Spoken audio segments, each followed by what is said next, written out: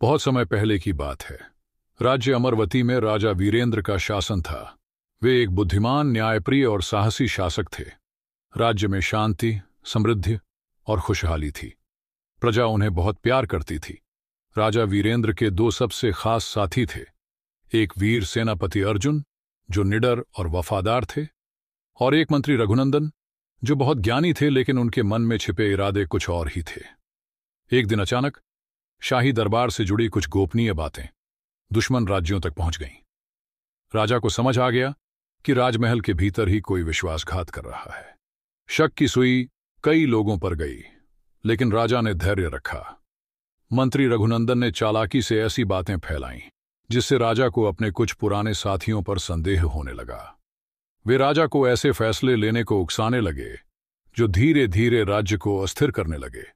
इस बीच राजा का पुत्र राजकुमार समर, जो अभी बहुत युवा था, खुद को साबित करने के लिए उत्सुक था।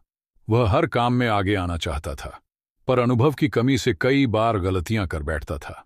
राजा ने देखा कि उनका भरोसा अब सिर्फ एक ही व्यक्ति पर है, सेनापति अर्जुन। उन्होंने अर्जुन को राज्य की सुरक्षा का पूरा जिम्मा सौंप दिया और खुद उस गुप्त गद्दार को पकड़ने के लिए योजनाएं बनाने लगे। कई दिनों की चुपचाप जांच के बाद राजा को पता चला कि असली गद्दार मंत्री रघुनंदन ही हैं, जो खुद राजा की जगह लेने की योजना बना रहे थे। राजा बहुत आहत हुए। वे चाहते तो उसे मौत की सजा दे सकते थे, लेकिन उन्होंने एक बुद्धिमान निर्णय लिया।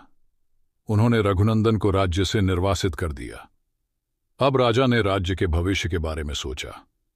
उन्होंने महसूस किया कि उन्हें अपने पुत्र समर को सच्चा उत्तराधिकारी बनाने के लिए मार्गदर्शन देना होगा।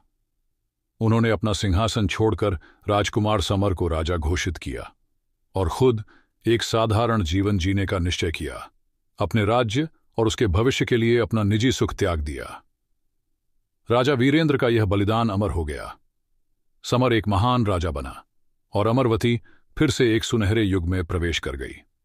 इस प्रकार राजा वीरेंद्र की बुद्धिमत्ता, साहस और त्याग ने उन्हें इतिहास के पन्नों में अमर कर दिया।